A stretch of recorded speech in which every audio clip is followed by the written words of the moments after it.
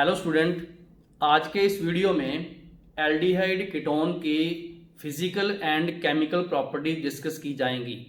सबसे पहले डिस्कस करते हैं फिजिकल प्रॉपर्टीज, उनके ट्रेंड्स और ट्रेंड्स के बेस पर क्वेश्चंस। तो फिजिकल प्रॉपर्टीज में आता है जैसे बॉइलिंग पॉइंट एंड सॉल्युबिलिटी। तो मेनली हमने दो फिजिकल प्रॉपर्टी आज डिस्कस करनी है।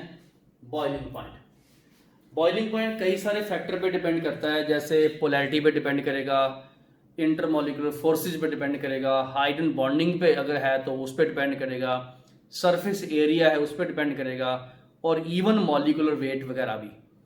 तो शुरू करते हैं सबसे पहले boiling point. Boiling point nature of function group पे भी डिपेंड करता है। चाहे एल्डिहाइड है चाहे कीटोन है, उसमें ये वाला फंक्शन ग्रुप है जिसको बोलते हैं कार्बोनाइल फंक्शन ग्रुप। ये common function group aldehyde ketone का है, क्योंकि ऑक्सीजन की इलेक्ट्रोनेगेटिविटी हाई है तो उस पर नेगेटिव और पॉजिटिव चार्ज आ गया, इसीलिए ये पोलर हो गया। कोई भी ग्रुप, कोई फंक्शन ग्रुप, कोई भी मॉलिक्यूल अगर वो पोलर है उसको डाइपोल बोलते हैं। क्या बोलते हैं? डाइपोल। और उसको रिप्रेजेंट कैसे करते हैं? इस तरीके से रिप्रेजेंट करते हैं, जिस एरिया में electron density high negative charge, दूसरे में पॉजिटिव चार्ज, तो ये क्या बन गया? डाइपोल। एल्डिहाइड कीटोन डाइपोल है, और जब डाइपोल है तो उसमें फोर्सेस कौन से होंगे? Dipole dipole. लेकिन with respect to alcohol carboxylic acid ये वीक डाइपोल है। अल्कोहल और एसिड, एसिड का मतलब कार्बोक्सिलिक एसिड के कंपैरिजन में ये वीक डाइपोल हैं, और इसका मतलब डाइपोल डाइपोल फोर्स भी वीक हुए। तो सबसे पहले हमने ये देखा पोलर हैं, डाइपोल हैं, वीक डाइपोल हैं। तो इसमें ये जो फोर्सेज मैं दिखा रहा हूं ये वाले डाइपोल डाइपोल फोर्स है, ऐसे लिख लो, डाइपोल डाइपोल फोर्सेज हैं। सीओ को डाइपोल बोला, ये सारे डाइपोल हैं, तो डाइपोल डाइपोल फोर्स हो गया। अब हम क्या करेंगे? बॉइलिंग पॉइंट का ऑर्डर करेंगे।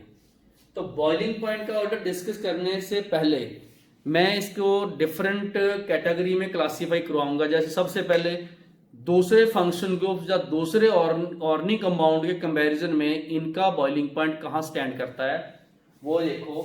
एल्केन सबसे लो, नॉन पोलर है, ईथर थोड़ा सा हाई पोलर है, एल्डिहाइड उससे हाई, कीटोन उससे हाई, अल्कोहल उससे हाई, एसिड सबसे हाई, क्योंकि अल्कोहल और एसिड में हाइड्रोजन बॉन्डिंग होती है और इनमें होते हैं dipole forces, dipole dipole forces, और इसमें होता है वन डर वाल फोर्स। तो आपको डिफरेंट ऑर्गेनिक कंपाउंड की होमोलोगस सीरीज के भी अगर इनके मॉलिक्यूलर वेट कंपेरेबल है, मतलब बराबर से हैं, तो देखना। तो ये इसका ऑर्डर नोट किया। दूसरे नंबर पे आ गया एल्डिहाइड और कीटोन आपस में फंक्शनल आइसोमर हैं। क्या है? फंक्शनल आइसोमर हैं। एक एल्डिहाइड है, एक कीटोन है, तो दोनों में कीटोन का डाइपोल मोमेंट भी हाई है और बॉइलिंग पॉइंट भी इसका हाई है। उसका रीजन बताता हूं। देखो ये 3 कार्बन का एल्डिहाइड है और ये 1 2 3 कार्बन का कीटोन है, तो आइसोमर तो हो गई है। इसमें हमारे पास आर ग्रुप 1 है, मतलब प्लस आई 1 का हुआ, यहां पर 2 का हुआ। जैसे ये 2 का प्लस आई लगता है तो इस बॉन्ड की पोलैरिटी मोर है, मतलब मोर पोलर सीओ बॉन्ड, मतलब उस पे नेगेटिव पॉजिटिव चार्ज का मैग्नीट्यूड मोर है।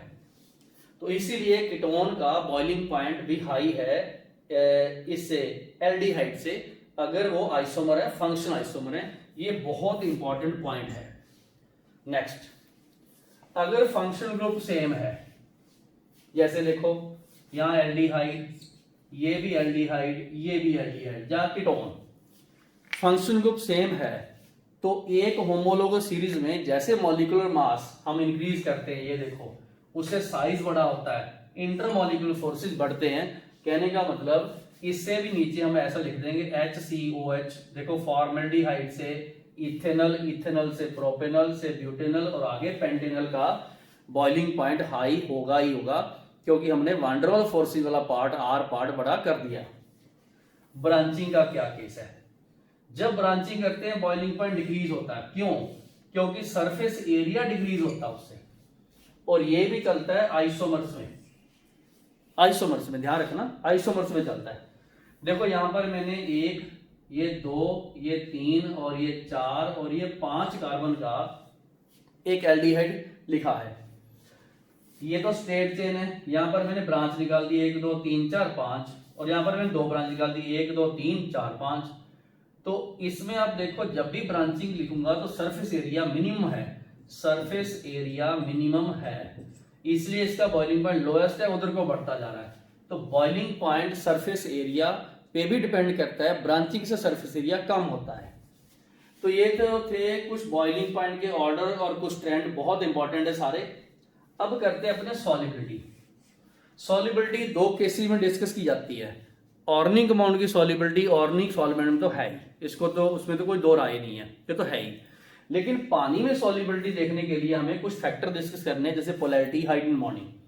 लोअर मेंबर इसके up to 4 carbon quite soluble है, मोर सॉल्युबल है, क्योंकि पानी में वो हाइड्रोजन बॉन्डिंग बनाते हैं। कैसे, ये देखो HOH और CO का ये नेगेटिव पार्ट और यहाँ पर पॉजिटिव पार्ट, ये देखो HO OHO, ये H बॉन्ड बन गया, H बॉन्ड बन गया। Hydrogen act as a bridge between 2 high electronegative, तो ब्रिज बन गया। अब क्या है, यहाँ पर R पार्ट है, जहाँ ये H पार्ट है। अगर तो ये H पार्ट है फिर तो हाइड्रोफोबिक नहीं है। जैसे हम मिथाइल, इथाइल, प्रोपाइल बड़े ग्रुप लगाते हैं तो उनमें क्या होता है, एक रिपल्शन होता है। तो ये ध्यान रखना, as the size of R increase solubility, note करो, कम होती है।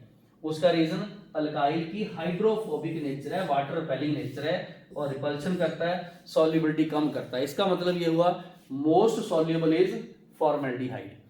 और फॉर्मेल्डिहाइड के पानी में सॉल्यूशन 40% अगर है उसको फॉर्मेलिन बोलते हैं, नोट कर लीजिएगा।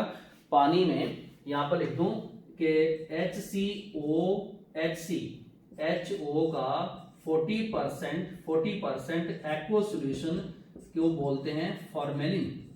और ये स्पेसिमन प्रिजर्व करने के काम आता है फॉर्मेलिन। पानी में घुलता है बहुत, हाइड्रोजन बॉन्डिंग है, डिसॉल्व कर देता है। तो ये था सॉल्युबिलिटी के बारे में और बॉइलिंग पॉइंट के बारे में ऑर्डर एंड कॉन्सेप्ट। आप लोग वीडियो रोको, बहुत इंपॉर्टेंट है। पहले में बॉइलिंग पॉइंट के order, concept, different function groups के बीच में कंपैरिजन, और इधर surface area, branching, molecular weight से कैसे इंक्रीज होता है, और यहां पर सॉल्युबिलिटी का पानी में रीजन एंड ऑर्डर। तो ये बहुत इंपॉर्टेंट पार्ट है। तो आप लोग पूरा एक बार वीडियो रोक के इसको सारे सेक्शन को उतारो, बिल्कुल क्लियरली ऑर्डर नोट करो, इसी से ऑब्जेक्टिव क्वेश्चन बनते हैं। और ये वाले क्वेश्चन तो एनसीईआरटी में भी है, एग्जाम्पल्स में भी है। तो इससे आगे हम करते हैं कार्बोनिल कंपाउंड की केमिकल प्रॉपर्टीज। तो अब शुरू करते हैं chemical properties of aldehyde and ketone. हमें पता है एल्डिहाइड कीटोन में एक स्पेशल फंक्शन ग्रुप है कार्बोनाइल फंक्शन ग्रुप CO। उसकी नेचर देखनी है, उसी नेचर के अकॉर्डिंगली हम केमिकल प्रॉपर्टी स्टडी करेंगे। तो यहां पर मैंने इस फंक्शन ग्रुप के बारे में थोड़ा सा रेजोनेटिंग स्ट्रक्चर और जो भी नॉलेज ली है। देखो ये जो CH3 पार्ट है इसको हम R बोलेंगे, अल्काइल पार्ट। यहाँ पर H है, ये दोनों भी R हो सकते हैं, दोनों H हो सकते हैं। हमें इतना पता है इसमें एक CO फंक्शन ग्रुप है, कार्बोनाइल फंक्शन ग्रुप। ये रेजोनेटिंग शो करता है, मतलब O पे नेगेटिव चार्ज है, इस पे पॉजिटिव चार्ज है, तो ये रेजोनेटिंग स्ट्रक्चर शो कर गया। अब यहाँ ध्यान से एक चीज चेक करनी है, ये जो कार्बन है, ये वाला कार्बन, ये इलेक्ट्रोफाइल है। लो जी, क्या है, इलेक्ट्रोफिलिक नेचर का है ये कार्बन। मतलब कहीं भी न्यूक्लियोफाइल आएगा इस पर अटैक करेगा। तो यहां लिख लो, कोई भी न्यूक्लियोफाइल आएगा यहां अटैक करेगा। कार्बन की इलेक्ट्रोफिलिक नेचर है, कार्बन इज इलेक्ट्रोफिलिक। ध्यान रखना, ये कार्बन इलेक्ट्रोफाइल है, इलेक्ट्रॉन डेफिशिएंट है, नोट कर लो। और इसके ऊपर न्यूक्लियोफाइल क्या करेगा, अटैक करेगा इसके ऊपर। और पूरे हमने केमिकल प्रॉपर्टीज में जब भी न्यूक्लियोफाइल आएगा तो हमने इस पे कार्बन अटैक करवाना, ठीक है। बाद में देखेंगे इसके स्टीरिक हिंड्रेंस वगैरह होते हैं, वो एक सेपरेट इशू है। CH3 का हमने प्लस का इफेक्ट लेना है ऐसे। दूसरे नंबर पे इसका स्टीरिक हिंड्रेंस भी लेंगे, बड़े होंगे तो लेंगे। एक चीज तो हमने ये नोट कर ली। बहुत सारे ऐसे एल्डिहाइड कीटोन होंगे जिसमें CO के साथ वाला कार्बन अल्फा होगा, उसके ऊपर अल्फा H होगा। मतलब कुछ ऐसी कंडीशंस भी आएंगी जिसमें ये अपना अल्फा H लूज करेगा और ये जो कार्बोनाइन बना ये ऐसे स्टेबलाइज होगा। कहने का मतलब ये जो अल्फा हाइड्रोजन है वो क्या हुआ, एसिडिक नेचर का हुआ। बेस ऐड करोगे तो यहां से H निकलेगा। मतलब हम काफी रिएक्शंस में कुछ ऐसे भी कॉन्सेप्ट करेंगे जहां से हमने अल्फा H निकालना है, उसको यूज करना है। जब एरोमेटिक एल्डिहाइड कीटोन आएंगे तो वहां पर CO ग्रुप बेंजीन के साथ जुड़ा होगा, और बेंजीन एक कॉन्जुगेटेड सिस्टम है। इसका लेना हमने -R फैक्ट और बेंजीन बन जाएगा +R फैक्ट। जब रेजोनेंस होगी तो इसमें आप देखो ये बॉन्ड इधर शिफ्ट हुआ और यहाँ पर पॉजिटिव चार्ज आ गया। आप खुद इसकी तीसरी स्ट्रक्चर बना के देखो, ये तो मैंने 2 बना दी।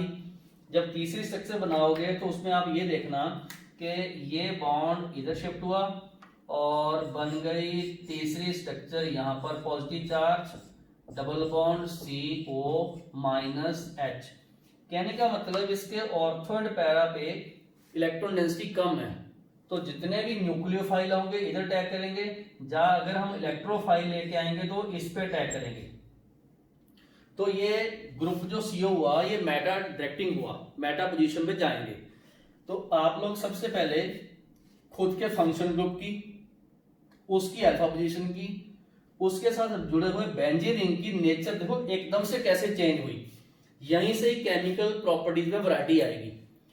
तो जितनी भी केमिकल प्रॉपर्टीज कार्बोनिल कंपाउंड की है हमने उनको 6 सब हेडिंग में डिवाइड किया हुआ। ये 6 सब हेडिंग्स हैं, जिसमें सबसे पहले आएगा न्यूक्लियोफिलिक एडिशन रिएक्शन NAR। हमने इसके मैकेनिज्म को स्टडी करना है, इसके ऑर्डर्स को स्टडी करना है। ये वेरी वेरी इंपॉर्टेंट है, लिख लो, वेरी वेरी इंपॉर्टेंट है ये वाला पार्ट। दूसरा आ गया है तो ये भी न्यूक्लियोफिलिक एडिशन रिएक्शन, लेकिन इसमें वाटर एलिमिनेट होगा। कुछ स्पेशल कंडीशन देखेंगे, pH 3.5 to 4.5 उस पे ये होगा। तीसरा है रिडक्शन एंड ऑक्सीडेशन रिएक्शंस। ये वाले पार्ट में हम अल्कोहल की और बाकी जो यूनिट्स हैं उनकी रिएक्शंस को रिपीट करेंगे यहाँ पर, कि aldehyde ketones are reduced to primary alcohol, aldehyde ketone reduced to secondary alcohol, ऐसी रिएक्शंस। उसके बाद आ गया हैलोजिनेशन रिएक्शन। ये ध्यान रखना ये अल्फा कार्बन पे ही होती हैं, हैलोजन अल्फा कार्बन पे लगता है। उसके बाद आ गया रिएक्शन विद एल्कली, और इसमें ये ध्यान रखना जब भी एल्कली आएगा तो हमने अल्फा हाइड्रोजन को सब्स्टिट्यूट करना है, क्योंकि ये देखो एसिडिक शो करता है, बेसिक में फॉरवर्ड जाएगा। इसके बाद आ गया ESR, और यहां पर हमने ये लिख देना कि CHO मेटा डायरेक्टिंग है। मेटा डायरेक्टिंग है किसके लिए, फॉर इलेक्ट्रोफाइल, क्योंकि ये इलेक्ट्रोफिलिक एरोमेटिक सब्स्टिट्यूशन है। तो मैंने अभी तक आपको इन केमिकल प्रॉपर्टीज की क्लासिफिकेशन बताई, और जो बेसिक चीजें फंक्शन ग्रुप की नेचर है वो किस तरीके से एकदम से केमिकल प्रॉपर्टीज में नया रूप लाती हैं, नया ट्विस्ट लाती हैं, वो हमने यहाँ इस चीज को पकड़ना है। तो ओके, एक बार आप वीडियो रोको, जिसमें ये फंक्शन ग्रुप की नेचर जो मैंने बताई है इसको अच्छे तरीके से लेबल कर लो। जो भी मैंने लिखा है -R फैक्ट, इसका अल्फा हाइड्रोजन होने चाहिए, न्यूक्लियोफाइल ने कहाँ अटैक करना है, इलेक्ट्रोफाइल नेचर है इसकी, इस कार्बन की क्यों है, क्योंकि वो रेजोनेंस शो करता है। और ये 6 प्रॉपर्टी को हम 1 by 1 डिस्कस करते हैं, इनके कॉन्सेप्ट, इनके ऑर्डर, इनके एग्जांपल और इसमें नेम रिएक्शंस, और जो भी एक्सेप्शंस आएंगी वो 1 by 1 डिस्कस करते हैं। आप एक बार वीडियो रोको, वीडियो रोक के ये सेक्शन पूरा ध्यान से उतारो, बहुत बेसिक है और बहुत इंपॉर्टेंट है। अब करते हैं इसके बाद हम 1 by 1 डिटेल एग्जांपल, और सबसे पहले शुरू करेंगे न्यूक्लियोफिलिक एडिशन रिएक्शन। तो अब हम शुरू करते हैं केमिकल रिएक्शंस की डिटेल। 1 by 1 हम सारी केमिकल प्रॉपर्टीज, सब रिएक्शंस करेंगे, उनके मैकेनिज्म, उनके एग्जांपल, उनके रिएक्टिविटी ऑर्डर। तो सबसे पहले है न्यूक्लियोफिलिक एडिशन रिएक्शन, जिसको मैं शॉर्ट में NAR बोलूंगा, नार। इसका मैकेनिज्म देखो, कोई भी कार्बोनिल कंपाउंड, चाहे एल्डिहाइड हो चाहे कीटोन, उसमें कार्बोनिल ग्रुप तो है ही, और कार्बोनिल ग्रुप जो है उसमें कार्बन sp2 है, और इसीलिए ये प्लेनर सिस्टम है। मैंने अभी एक एल्डिहाइड लिया हुआ है जिसमें एक R है एक H है। ऐसा भी पॉसिबल है कि ये दोनों के दोनों R हो कीटोन में, ऐसा भी पॉसिबल है कि दोनों के दोनों H हो फॉर्मेल्डिहाइड में। तो ये जो कार्बोनिल कंपाउंड है इसमें CO बॉन्ड पोलर है, और इसीलिए ये इसकी एक रेजोनेटिक स्ट्रक्चर बन गई, जिसमें कार्बन के ऊपर पॉजिटिव चार्ज है और कार्बन एक इलेक्ट्रोफाइल का काम करता है, C के ऊपर प्लस चार्ज है। कोई भी न्यूक्लियोफाइल ये जो प्लेन है इससे परपेंडिकुलर, मतलब ऐसे अटैक करेगा, ध्यान रखना परपेंडिकुलर अटैक करेगा। इस तरीके से हमारा हाथ है तो ये ऐसे परपेंडिकुलर ऊपर से अटैक करेगा न्यूक्लियोफाइल। और यही स्टेप जो है इसका आरडीएस है, रेट डिटरमिनिंग स्टेप, एडिशन है।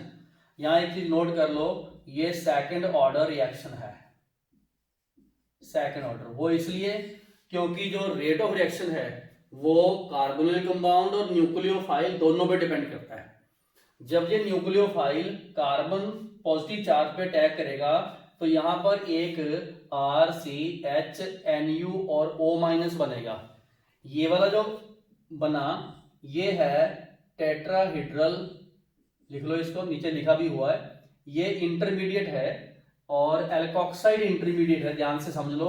CO को एल्कोक्साइड बोलते हैं, ये इंटरमीडिएट है, इंटरमीडिएट है और ये एल्कोक्साइड है, एल्कोक्साइड, क्योंकि इसमें CO ग्रुप है। दूसरे नंबर पे कार्बन की हाइब्रिडाइजेशन sp2 से sp3 में चेंज होगी, प्लेनर से टेट्राहेड्रल में चेंज हो गया। ये कायरल भी हो सकता है, कब होगा? अगर ये R और H डिफरेंट है। अगर दोनों R सेम है तो कायरल नहीं है, दोनों H है तो कायरल नहीं है। मतलब all aldehyde other than formaldehyde and unsymmetrical ketone, इसमें ये कायरल प्रोडक्ट देंगे। उसके बाद क्या, ये स्टेप फास्ट है और कोई भी इलेक्ट्रोफाइल इससे जुड़ेगा और OE बना देगा। मोस्टली इलेक्ट्रोफाइल में H+ आता है काफी सारी रिएक्शंस में।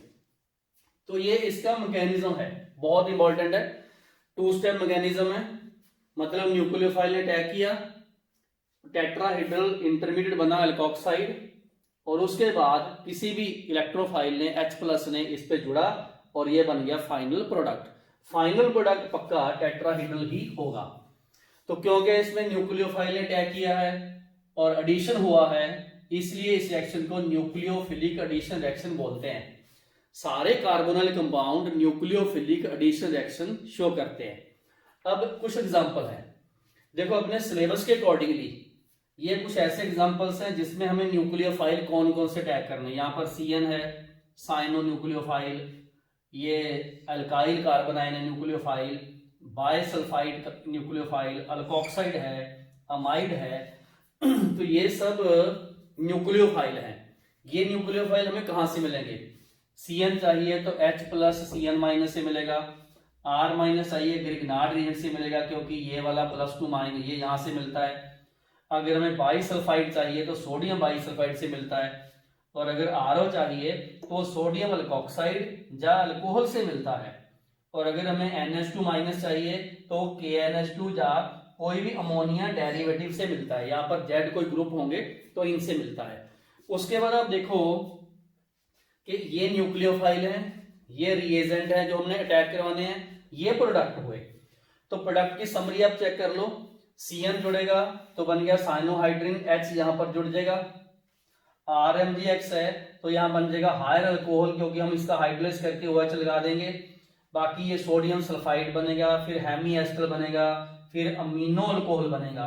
तो ये हमने आगे डिटेल में इसके एग्जांपल करेंगे, सबके नेम भी करेंगे।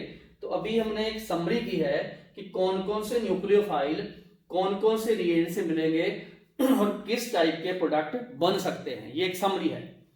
अब जो नेक्स्ट पार्ट आया वो ये है कि न्यूक्लियोफिलिक एडिशन रिएक्शन को कौन कौन से फैक्टर इफेक्ट करते हैं, मतलब इनके रिएक्टिविटी ऑर्डर क्या है और कौन कौन से फैक्टर्स इसके NAR को इफेक्ट करेंगे। बेसिकली हमने रेट ऑफ NAR देखना है कि किसका फास्टर किसका स्लो।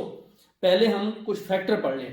पहला फैक्टर है प्लस इफेक्ट। एक चीज ध्यान रखो कि न्यूक्लियोफाइल का अटैक कार्बन पे होना है और कार्बन पे प्लस चार्ज है, जितना प्लस चार्ज ज्यादा होगा उतना ही न्यूक्लियोफाइल फास्ट अटैक करेगा।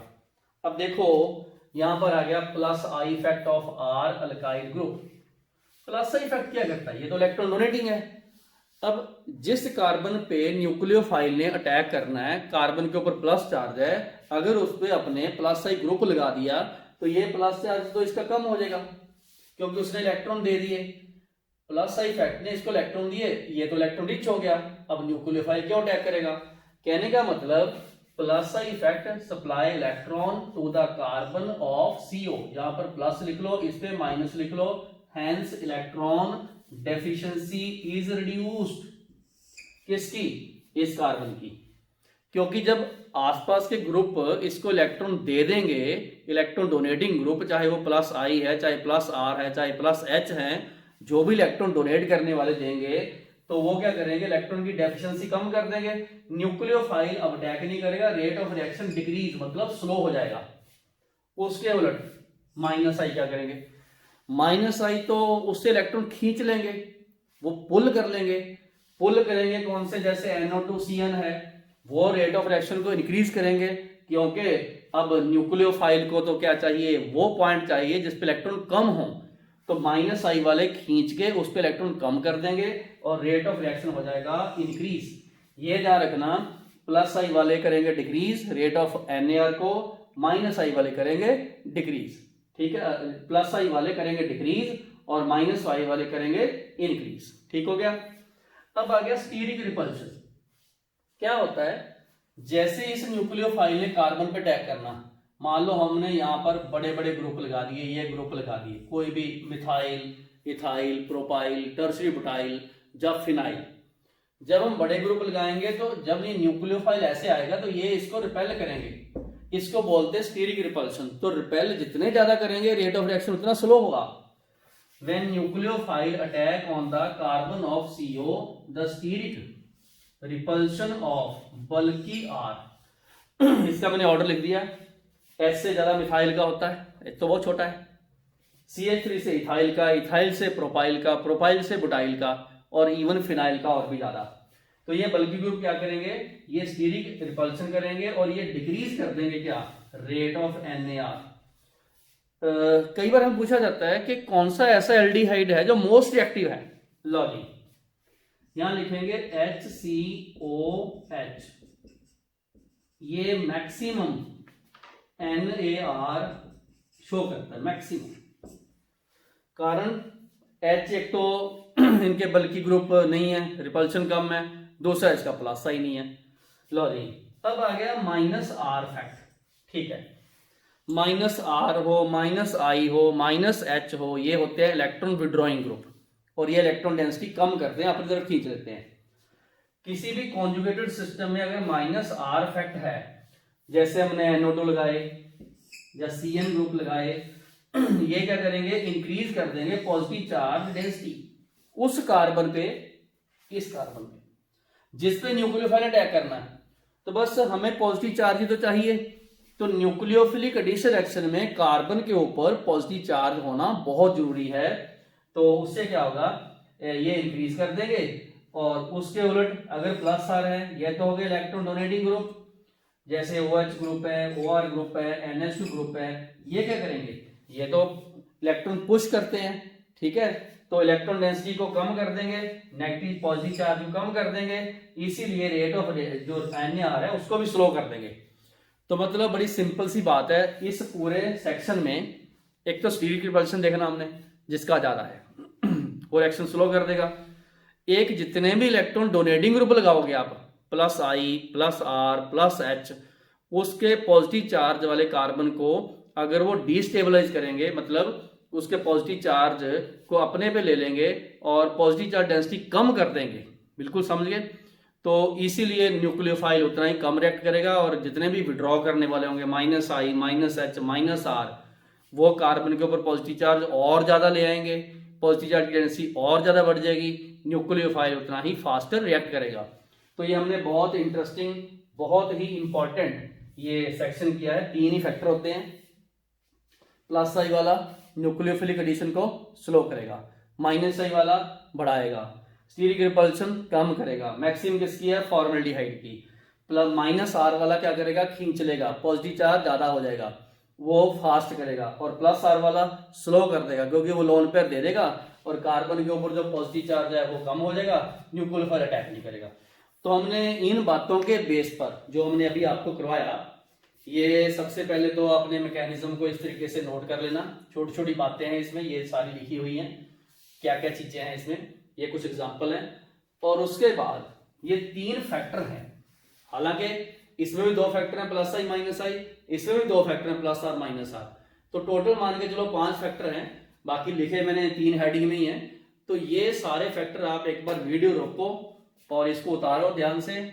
और अब हम करते हैं न्यूक्लियोफिलिक एडिशन रिएक्शन के रिएक्टिविटी ऑर्डर, कुछ एग्जांपल और उनके स्पेशल रीजन वो हम करते हैं। तो आप लोग इसको उतार लो और अब इसके आगे हम करते हैं न्यूक्लियोफिलिक एडिशन रिएक्शन के रिएक्टिविटी ऑर्डर। तो अब करते हैं डिस्कस रिएक्टिविटी ऑर्डर और कुछ ऐसे बोर्ड लेवल के एग्जांपल जिनके कोई प्रॉपर रीजन होते हैं एनसीईआरटी बेस्ड। तो सबसे पहले हम ये डिस्कस करेंगे कि एल्डिहाइड और कीटोन दो कार्बोनिल कंपाउंड है, इनमें एल्डिहाइड मोर रिएक्टिव है।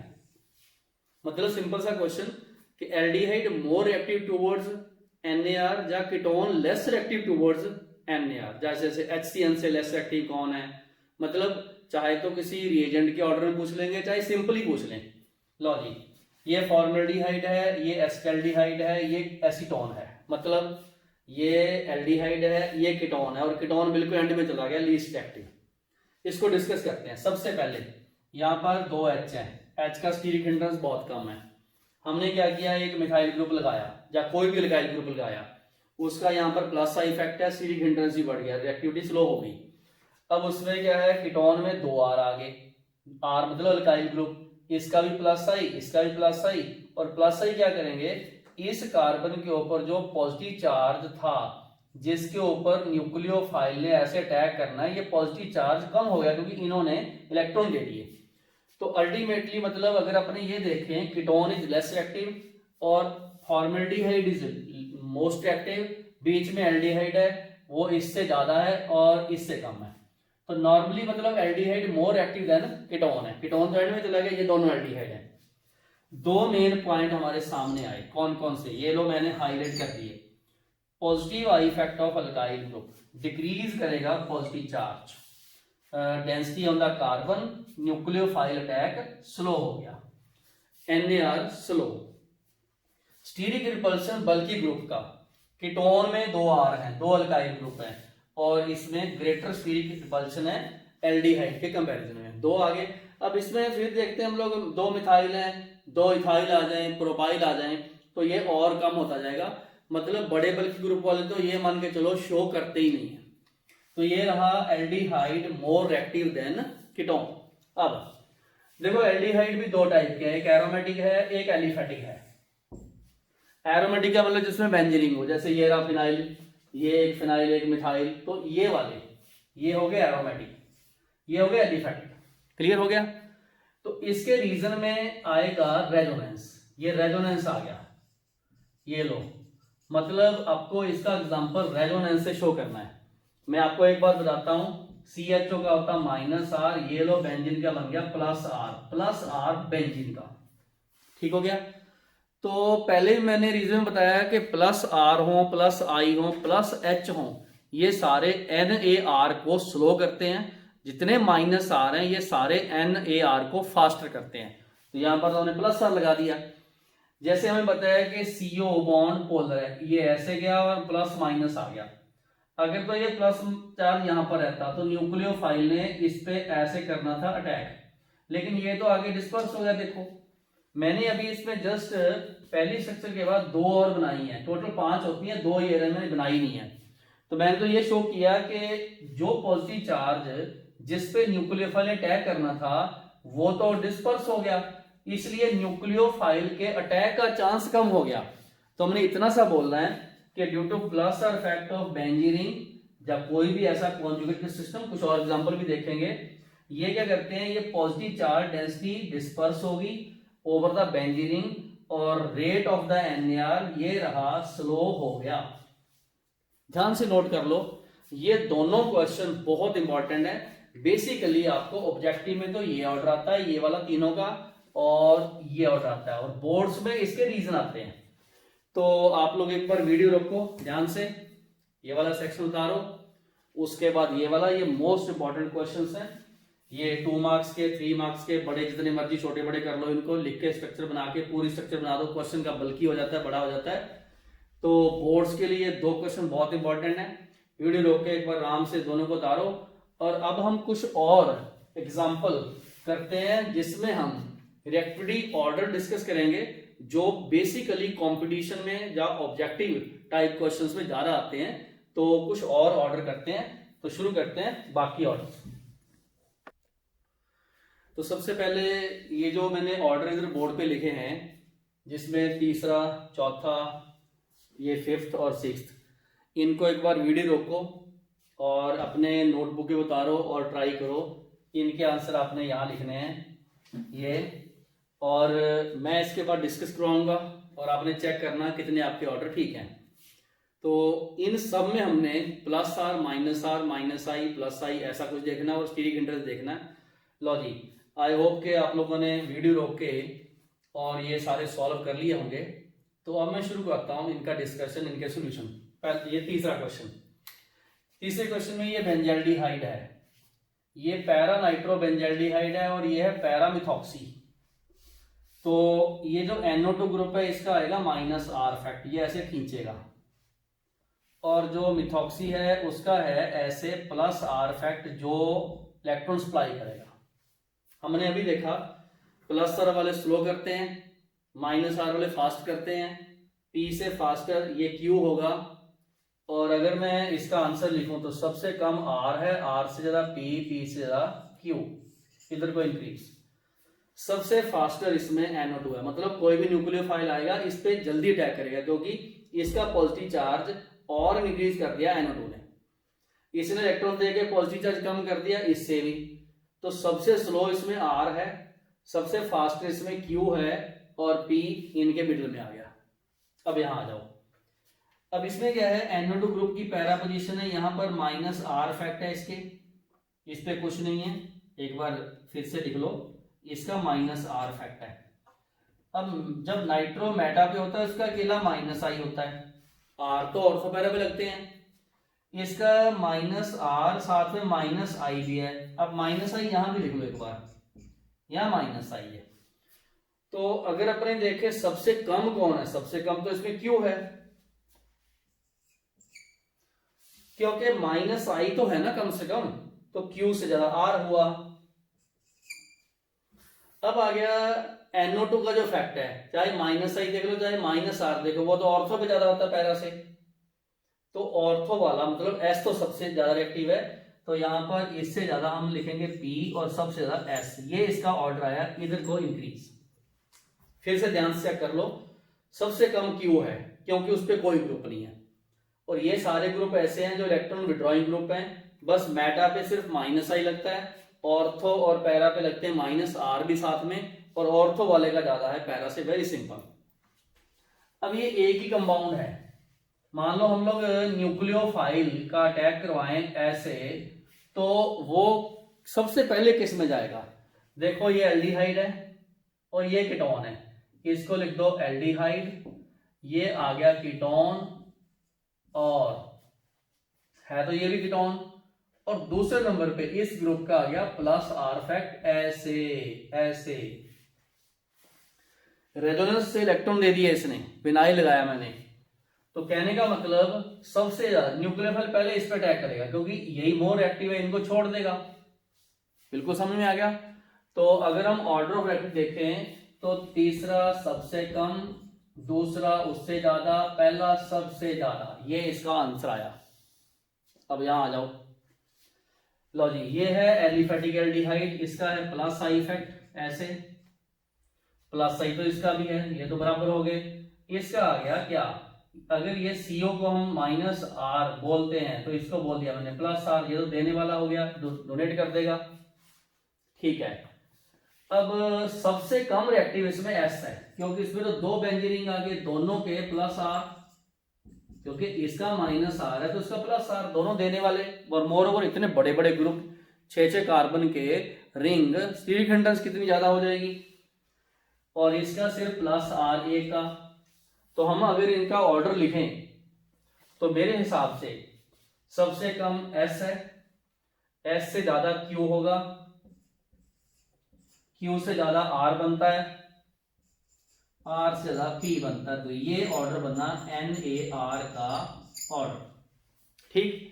तो आप अपने आंसर से चेक कीजिए, इंटरेस्टिंग क्वेश्चन है, इंपॉर्टेंट क्वेश्चन है, बहुत ही इंपॉर्टेंट है। और ऑर्डर इनके आते हैं कि इनमें से कौन सा सही ऑर्डर है, इनमें से कौन सा गलत ऑर्डर है, करेक्ट इंक्रीजिंग ऑर्डर लिखो, करेक्ट डिक्रीजिंग ऑर्डर लिखो। तो ये बहुत ही इंपॉर्टेंट हमने रिएक्टिविटी ऑर्डर किए हैं। ठीक, तो अब हम करते हैं, एक बार आप वीडियो रोको, ये सारा जो मैंने करवाया वीडियो रोक लो एक बार, क्योंकि हर एक क्वेश्चन आप वीडियो रोके आराम से पहले आपने समझा होगा, अभी आप नोट करो सारे जितने भी पॉइंट हैं, कोई और एक्स्ट्रा लगता तो इन जगह पे नोट कर लो। अब हम करते हैं न्यूक्लियोफिलिक एडिशन रिएक्शन के एग्जांपल, स्पेशल एग्जांपल, जिसमें इनके यूजेस क्या हैं, एप्लीकेशंस क्या है, उन्हें वन बाय वन एग्जांपल इसके कवर करने हैं, जैसे एडिशन ऑफ HCN या दूसरे भी सारे। तो वन बाय वन हमने एक एक एग्जांपल करके उसके स्पेशल फीचर करने हैं, और वो भी बहुत इंपॉर्टेंट पार्ट है जो हम इसके एग्जांपल करने जा रहे हैं। लॉजिक शुरू करते हैं एग्जांपल्स। तो अब शुरू करते हैं एग्जांपल्स। न्यूक्लियोफिलिक एडिशन रिएक्शंस के कौन कौन से मेन एग्जांपल्स हैं, उनके कौन से प्रोडक्ट बनते हैं, उनके नेम क्या है और उनके आगे यूज क्या है। पहला है एडिशन ऑफ HCN। HCN एक वीक एसिड है, लिख लो ये वीक एसिड है, इसमें ये प्लस है ये माइनस है, तो ये क्या हुआ, न्यूक्लियोफाइल। ये कोई भी एल्डिहाइड है, मतलब RH और ये CHO कोई एल्डिहाइड है, इसके ऊपर माइनस चार्ज, यहाँ पर प्लस चार्ज, तो न्यूक्लियोफाइल कहाँ जाएगा, कार्बन के ऊपर, तो हो गया एडिशन। बिल्कुल सही। तो कार्बन के ऊपर CN लग गया। पहले तो आप ये देखो, अगर ये R और H डिफरेंट है जैसे एल्डिहाइड में होते हैं अदर देन फॉर्मेल्डिहाइड में, तो ये बन गया कार्बन। कॉमन नेम इसका होता है साइनोहाइड्रिन। साइनोहाइड्रिन, ये 1 नंबर कार्बन, ये 2 नंबर कार्बन, और ये अल्फा पोजीशन पे होता है। फंक्शन ग्रुप के साथ वाले कार्बन को बोलते हैं अल्फा, अल्फा हाइड्रोक्सी नाइट्राइल बोलते हैं इसको, या 2 हाइड्रोक्सी नाइट्राइल। ये साइनोहाइड्रिन एक स्पेशल फंक्शन ग्रुप की क्लास है ऑर्गेनिक कंपाउंड में, साइनोहाइड्रिन। इसमें एक तो कार्बन एटम इंक्रीज हो गए, देखो पहले जितने थे उतने ज्यादा हो गए, और 2 हाइड्रोक्सी नाइट्राइल ही बनेंगे हर बार, ये चाहे आप कुछ भी हो, लेकिन ये बनेगा 1 2 2 हाइड्रोक्सी नाइट्राइल, ये IUCN नेम है इसका। कई बार अल्फा हाइड्रोक्सी भी लिख देते हैं इसको, क्योंकि ये वीक एसिड है, इसमें CN की कंसंट्रेशन बहुत कम है, तो few drops of the H+ acid add करते हैं ताकि वो रिएक्शन को फॉरवर्ड लेके जाए, OH बनना होता है, तो क्योंकि HCN इसमें वीक एसिड है। एक बहुत इंपॉर्टेंट बात, साइनोहाइड्रिन आगे यूज होता है कुछ नए कंपाउंड बनाने में। कैसे, मान लो हमने किसी एल्डिहाइड को अमीन में कन्वर्ट करना, तो हम क्या करेंगे, CH2NH2 बना देंगे। ये देखो CN को कन्वर्ट कर दिया मैंने CH2NH2 में मेंडियस रिएक्शन से। जब मैंने इस CN को COH में कन्वर्ट करना, तो उसमें डाइल्यूट HCl ऐड करेंगे, COH बन जाएगा। तो कहने का मतलब, अगर हमें कहीं भी अमीन इंट्रोड्यूस करने हैं, एसिड इंट्रोड्यूस करने हैं, तो हम पहले CN बनाएंगे, बाद में उसके ये 2 स्टेप करवा देंगे, और CN को CH2NH2 में और CN को COH में डाइल्यूट से कन्वर्ट करवा देंगे। ठीक हो गया, ये इसका काफी यूज है, कहीं ना कहीं हम आगे कन्वर्शंस में ये यूज करेंगे। नेक्स्ट है एडिशन ऑफ द NaHSO3, और इसका नेम होता है सोडियम बायसल्फाइड या सोडियम हाइड्रोजन सल्फाइड, सल्फेट नहीं सल्फाइड। देखो ये कोई कार्बोनाइल है कोई भी, इस पे प्लस चार्ज, यहाँ पर माइनस चार्ज, Na इस पे जाएगा, HSO इस पे जाएगा, ये इक्विलिब्रियम में चलता है, ये पहला बन गया इनिशियल प्रोडक्ट। लेकिन होता क्या है, ये प्रोटॉन ट्रांसफर होते हैं, यहाँ पर H+ इस पे आ जाता है ऐसे, ये इस पे चला जाता है, तो इंटरनल ही प्रोटॉन ट्रांसफर होते हैं इसमें, मतलब SO3H का H इस पे आ जाता है और Na। रीजन क्या होता है, ये वाला स्ट्रॉन्ग एसिड ग्रुप है, तो स्ट्रॉन्ग एसिड क्या करता है, अपना H देता है, और ये वाला स्ट्रॉन्ग बेस है, ये वाला क्या है, स्ट्रॉन्ग बेस है, और ये वाला एसिड है, क्योंकि सल्फ्यूरिक एसिड के तो मोस्टली एसिड स्ट्रॉन्ग ही होते हैं। तो यहां से H इसके पास आ जाता है और एंड में बनता है बायसल्फाइड एडिशन प्रोडक्ट, जो क्रिस्टलाइन है, वाटर में सॉल्युबल है। तो कुछ खास बातें देखो, जिनके स्टीरिक हिंड्रेंस कम है, ठीक, जैसे फॉर्मेल्डिहाइड, एस्टेल्डिहाइड, कीटोन, बेंजाल्डिहाइड, ये तो बनाते हैं प्रोडक्ट, लेकिन जैसे एक बेंजीनिंग आ जाए, मिथाइल आ गया, 2 बेंजीनिंग आ गए, और बड़े बड़े टर्सरी बुटाइल आ गए, ये नहीं बनाते, ये नहीं बनाते, क्योंकि इसमें स्टीरिक हिंड्रेंस और बल्कि ग्रुप प्लस R फैक्ट ऐसे लग के ये बनाते ही नहीं। उसके बाद एडिशन प्रोडक्ट वाटर सॉल्युबल है और हम लोग इसमें से, क्योंकि ये रिएक्शन डिसॉल्व होने के बाद वापस आ जाती है, रिवर्स आ जाती है, इसी में आ जाती है, तो अगर पानी ऐड कर दें इसमें, उससे क्या फायदा होता है, हम लोग कार्बोनिल कंपाउंड को दोबारा से रिकवर कर सकते हैं। देखो मान लो हमारे पास एक कार्बोनिल कंपाउंड है, एक कोई नॉन कार्बोनाइल है, जैसे अल्कोहल है, ईथर है, तो हम उनको सेपरेट करना चाहते हैं, प्यूरिफाई करना चाहते हैं, तो हम क्या करेंगे, उसमें ये ऐड कर देंगे, उसके बाद क्रिस्टल को फिल्टर कर लो, फिल्टर हो गया, जो नॉन कार्बोनाइल है वो सेपरेट हो गया, बाद में क्या इसमें पानी ऐड कर दो, पानी ऐड करके हमारे पास फिर से कार्बोनाइल बन गया। तो ये इसका फायदा है। लो जी, रिएक्शन इज यूज टू, लो जी अंडरलाइन कर लो, सेपरेशन एंड प्यूरिफिकेशन, मतलब कोई चीज मिक्सर है उसको सेपरेट करना हो, एल्डिहाइड लिख लो चाहे, या कोई ये कीटोन, जो भी ये रिएक्शन शो करते हैं। तो ये दो हमने एग्जांपल अभी पढ़े हैं, बहुत इंपॉर्टेंट एग्जांपल हैं। आप लोग एक बार वीडियो रोको, जिसमें मैंने सबसे पहले HCN करवाई, इसके यूज भी साथ साथ करवा दिए, एंड में जाके हम लोग इसके आगे एग्जांपल भी करेंगे, और दूसरे नंबर पे सोडियम बाइसल्फाइड के रिएक्शन करवाई, और इसमें कौन कौन से शो करते हैं कौन से नहीं करते ये पढ़ा हमने। उसके बाद और इसका फायदा, सबसे इंपॉर्टेंट इसका फायदा क्या है, तो आप लोग एक बार वीडियो रोको प्रॉपर, दोनों ही एग्जांपल करो, और अब हम करते हैं इसके फर्दर एग्जांपल, जैसे एडिशन ऑफ अल्कोहल, या एडिशन ऑफ वाटर, या एडिशन ऑफ ग्रिग्नार्ड रिएजेंट, ये हम करते हैं इसके बाद। तो अब करते हैं अपने नेक्स्ट और एग्जांपल NaR के, जिसमें एडिशन ऑफ RMGX, RMGX से ग्रिग्नार्ड रिएजेंट, इसमें R पार्ट माइनस है और ये सारा प्लस। हमने ग्रिग्नार्ड रिएजेंट का एडिशन करना है, उसके बाद हाइड्रोलाइसिस करना है, एसिडिक हाइड्रोलाइसिस। पहले भी हमने कई यूनिट्स में ये एग्जांपल किए होते हैं, अलग से ग्रिग्नार्ड रिएजेंट की हमारी एक और वीडियो है, हीरो ऑफ द केमिस्ट्री, उसमें भी हमने पूरे ग्रिग्नार्ड रिएजेंट की रिएक्शन डिस्कस की हुई है। ये कोई कार्बोनिल कंपाउंड है, R माइनस गया कार्बन के ऊपर और ये गया इसके ऊपर, ये बन गया प्रोडक्ट। अब चेक करो R, इसमें एक चीज देखो, ग्रिग्नार्ड रिएजेंट का R C पे अटैक हुआ है और इसमें कार्बन इंक्रीज हुए हैं। जब हम हाइड्रोलाइसिस करते हैं तो ये तो R रहा ही, बस O के साथ इसका H लग गया, ये देखो, और ये तो बन गया अल्कोहल, ये लो अल्कोहल बन गए, साथ में मैग्नीशियम हाइड्रोक्सी हैलाइड, ये तो बाय प्रोडक्ट है, काम का तो ये है। ठीक, इसका मतलब अगर हमने कार्बोनिल कंपाउंड को अल्कोहल में कन्वर्ट करना हो with increase in number of carbon atom equal to the carbon of Grignard reagent, तो ये रिएक्शन बहुत काम की है। नंबर ऑफ कार्बन एटम वो इंक्रीज कितने, equal to the R of Grignard reagent. लो जी, यूज फॉर्मल्डिहाइड आए तो बनेगा 1 डिग्री अल्कोहल, कोई भी एल्डिहाइड अदर देन फॉर्मल्डिहाइड तो बनेगा 2 डिग्री अल्कोहल, कोई भी कीटोन उससे बनेगा 3 डिग्री अल्कोहल। तो ये हुई very very important reaction, conversion में काम आती है। ग्रिग्नार्ड रिएजेंट बहुत इंपॉर्टेंट रिएजेंट है कार्बोनाइल के लिए भी और अल्कोहल की प्रिपरेशंस के लिए भी। तो नेक्स्ट करते हैं एडिशन ऑफ वाटर। हमें पता है वाटर में एक H प्लस है, एक OH माइनस है। वैसे वाटर में इनकी कंसेंट्रेशन बहुत कम होती है, 10⁻⁻7 मोल पर लीटर, इसकी भी इसकी भी। तो फिर भी हम एक हाइपोथेटिकल रिएक्शन यहां लिखते हैं।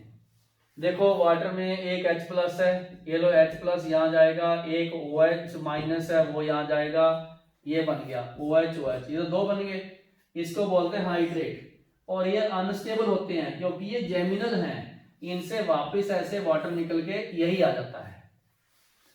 इन जनरल अगर आपको पूछा जाए, कार्बोनाइल कंपाउंड हाइड्रेट नहीं बनाते, generally carbonyl do not form hydrates, नहीं बनाते। हमने हाइपोथेटिकल रिएक्शन लिखी, लेकिन अगर कहीं पर इंट्रामोलिकुलर हाइड्रोजन बॉन्डिंग आ जाए, कईयों में आती है, तो हाइड्रेट स्टेबल हो जाते हैं, बनेंगे भी। एग्जांपल क्लोरल, चाहे क्लोरल ले लो चाहे फ्लोरल ले लो।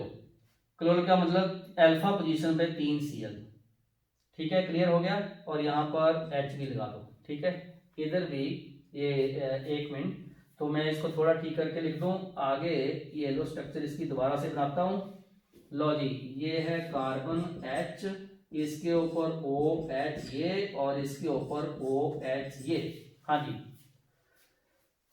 ये एल्डिहाइड है, उसके अल्फा पोजीशन पे 3 Cl, ये क्लोरल है, इन सब का माइनस आई इफेक्ट भी है, और तीनों का माइनस आई इतना है कि no doubt fluorine oxygen nitrogen hydrogen bonding बनाते हैं, बट तीन इकट्ठे आ जाएं तो इनका इफेक्ट तो फ्लोरीन जैसा हो जाता है। ठीक है, तो ये देखो आप इंट्रामोलिकुलर हाइड्रोजन बॉन्डिंग हो गई।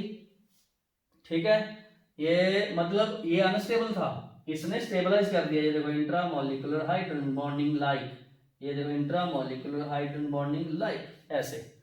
तो जहां भी कहीं इंट्रामोलिकुलर हाइड्रोजन बॉन्डिंग हो उनमें ये हाइड्रेट बनते हैं, 3F आ जाए उनमें बनते हैं। ठीक है, और 3Cl आ जाए इनमें बनते हैं। तो आप लोग एक बार ये वीडियो रोको, मैं एक एग्जांपल यहां और लिख दूं जो इंट्रामोलिकुलर हाइड्रोजन बॉन्डिंग बनाएगा। जैसे मान लो इधर हमारे पास इस टाइप से ये है, और यहां पर है O, और यहां पर भी है O, और इधर भी है O, ये हाइड्रेट बनाएगा। कैसे? आप लोगों ने वाटर इस पे अटैच किया, ये आया H, और उसके बाद ये आया OH, ये देखो बन गई प्लस, ये माइनस, और ये माइनस, ये हाइड्रोजन बॉन्डिंग इधर से बन गई हाइड्रोजन बॉन्डिंग। कहने का मतलब ये नोट कर लो, ऐसा कंपाउंड कहीं आ जाए OO, ये लो कहीं भी, ये हाइड्रेट बनाता है, हाइड्रेट बनाता है, इसका ये बना दिया मैंने। तो ऐसे कई बार एग्जांपल आपको 3-3 कीटोन वाले दिखेंगे, तो 2 साइडों वाले हाइड्रोजन बॉन्डिंग बनाते हैं। तो आप लोग एक बार वीडियो रखो, जिसमें ग्रिग्नार्ड एजेंट का पहला सेक्शन ये, इसका यूज बहुत बार पढ़ा हुआ है, अल्कोहल की प्रिपरेशन में पढ़ा हुआ हमने। उसके बाद वाटर का एडिशन जनरली नहीं होता, लेकिन इंट्रामोलिकुलर हाइड्रोजन बॉन्डिंग हो तो हो सकता है। जैसे ये एग्जांपल 3F आ जाए और ये ट्राईओन आ जाए, कहीं भी 1 2 3 पोजीशन पे पास पास आ जाए, तो ये बनाएंगे इंट्रामोलिकुलर हाइड्रोजन बॉन्डिंग, और इनके हम हाइड्रेट बनाते हैं। तो वीडियो रोको एक बार आराम से, ये दोनों सेक्शन उतारो, और अब हम करते हैं एक और एग्जांपल जिसमें करेंगे एडिशन ऑफ अल्कोहल और उसके फर्दर यूज। तो अब है लास्ट एग्जांपल जिसमें हम न्यूक्लियोफिलिक एडिशन रिएक्शन के अल्कोहल की रिएक्शन करेंगे एल्डिहाइड कीटोन से। तो ये रहा अल्कोहल, इसमें ROH है, ये रहा माइनस, ये रहा प्लस, और इतना बन गया न्यूक्लियोफाइल। ये एल्डिहाइड है, ध्यान रखना, कीटोन नहीं, ये एल्डिहाइड है, स्पेशली एल्डिहाइड। इसमें ये माइनस है, ये वाला प्लस है, ये अल्कोहल का अटैक करवाया हमने। ये रिएक्शन इक्विलिब्रियम में है सारी चलती है। ये एक और चीज ध्यान रखना, इक्विलिब्रियम में इरिवर्सिबल रिवर्सिबल चलती है, ये रिवर्सिबल है, फॉरवर्ड बैकवर्ड चलती है। तो हम इनको फॉरवर्ड और बैकवर्ड कंडीशन चेंज करके आगे शिफ्ट कर सकते हैं। सबसे पहले ये जो ड्राई HCl है, इसका रोल क्या है, ये H+ अप्लाई करता है और इस O पे अटैक करता है, जिससे मतलब कार्बन के ऊपर पॉजिटिव चार्ज ज्यादा आता है, मतलब न्यूक्लियोफिलिक एडिशन रिएक्शन इससे फास्टर होती है। अगर हमने अल्कोहल की रिएक्शन करवानी है, तो ड्राई HCl का रोल है वो ये है कि ये प्रोटोनेट करेगा ऑक्सीजन को, रेट ऑफ NAR करेगा इंक्रीज फास्टर। ठीक, बिल्कुल सही। तो इसमें आपको पता है ये RO- है, ये देखो जुड़ गया, ये रहा, ये माइनस, ये RO जुड़ गया, तो इसको बोलते हैं हम hemi ester. Very important, hemi ester, आगे जाके बायोमोलिक्यूल में भी आएंगे ये, ग्लूकोज फ्रक्टोज, ये हेमी एस्टर बनाते हैं। ठीक, इसको बोलते हैं अल्कोक्सी अल्कोहल, ये रहा अल्कोक्सी, ये रहा अल्कोहल। ठीक हो गया। एल्डिहाइड ये रिएक्शन शो करते हैं, हेमी एस्टर बनाते हैं मोनोहाइड्रिक अल्कोहल से, मतलब जिसमें एक ROH हो। ठीक, रिएक्शन रिवर्सिबल है। अब अगर अल्कोहल को एक्सेस में यूज करें तो क्या होगा, ROH है, ये OH है, यहां से हम निकालेंगे माइनस वाटर, ये निकला कहां से, एक H, यहां से OH निकला वाटर, ये बन गया डाई अल्कोक्सी, ये रहा जेमिनल डाई अल्कोक्सी कंपाउंड, और इसको बहुत कॉमनली फेमस एस्टल बोलते हैं, एसिटल। हेमी का मतलब आधा, आधा का मतलब हमने एक ही ऐड किया, एस्टल का मतलब कंप्लीट, मैक्सिमम 2 ऐड कर दिए। तो हेमी एस्टल और एस्टल आपको ध्यान रखना, एस्टल होते हैं एक ही कार्बन के ऊपर, जेमिनल के ऊपर डाई अल्कोक्सी मतलब 2 अल्कोक्सी, ये दोनों सेम होते हैं क्योंकि हमने वही अल्कोहल एक्सेस में किया है। ठीक हो गया। और ये रिएक्शन वापस भी आती है। इसको हम हाइड्रोलाइज करके दोबारा से जा सकते हैं। लो जी, कीटोन कभी भी ये एस्टर हेमी एस्टर नहीं बनाते, do not form hemi ester and ester नहीं बनाते, उसमें स्टीरिक हिंडल ज्यादा है, नहीं बनाते, ठीक है। लेकिन कीटोन बनाते हैं क्या, कीटोन बनाते हैं साइक्लिक कीटल, कीटोन से कीटल, वो इथेन 1,2 डाइयोल से बनाते हैं। ये रहा इथेन 1,2 डाइयोल, 1 2 डाइयोल, यहां से ऑक्सीजन, इधर से H निकला वाटर, लिख दो माइनस वाटर, ये बन गया साइक्लिक कीटल। कीटोन बनाते हैं साइक्लिक कीटल, एस्टल और हेमी एस्टल नहीं बनाते, एल्डिहाइड बनाते हैं ये, ओके। इस रिएक्शन का आगे बायोमोलिक्यूल में यूज आएगा रिंग बनाने में, साइक्लिक रिंग बनेगी उसमें, और वहां हेमी एस्टल एस्टल हम पढ़ेंगे बायोमोलिक्यूल में, ओके। तो ये बात नोट कीजिए। ये हमने जितने भी हमारे सिलेबस के मैक्सिमम एग्जांपल हैं जिसमें न्यूक्लियोफिलिक एडिशन रिएक्शन होती है, साथ साथ मैंने यूज करवाए, वो हमने डिस्कस कर ली है। अब फाइनली क्या करते हैं, कुछ कन्वर्शंस करते हैं जिसमें प्रिपरेशन प्रॉपर्टी सारी इकट्ठी आ जाए। तो चलो एक बार वीडियो रोको, इतना पार्ट खुद करके देखो, मैं इसको सॉल्व कराऊंगा और उसके आंसर के साथ आपने मैच कर लेना। लो जी, ये है इथेनॉल पीसीसी, क्या करेगा, ये लो बनाएगा एल्डिहाइड, बन गया, क्योंकि पीसीसी वीक ऑक्सीजन एजेंट है, ये प्राइमरी अल्कोहल को एल्डिहाइड में कन्वर्ट करता है। अब आ गया HCN, HCN क्या करेगा, साइनोहाइड्रिन बनाएगा। चलो जी बनाते हैं, CH3C, यहां बन गया CN, फिर आ गया इसके ऊपर CH और ये आ गया OH, ये बन गया साइनोहाइड्रिन, 2 हाइड्रोक्सी प्रोपेन नाइट्राइल, ठीक। उसके बाद हमने इसकी रिएक्शन करवाई SOCl2 से, वेरी सिंपल, वो तो OH कोड आएगा। चलो जी, CH3CH CN बन गया Cl, अल्फा क्लोरो नाइट्राइल बन गया, क्योंकि हमने OH की जगह पे ये करना है।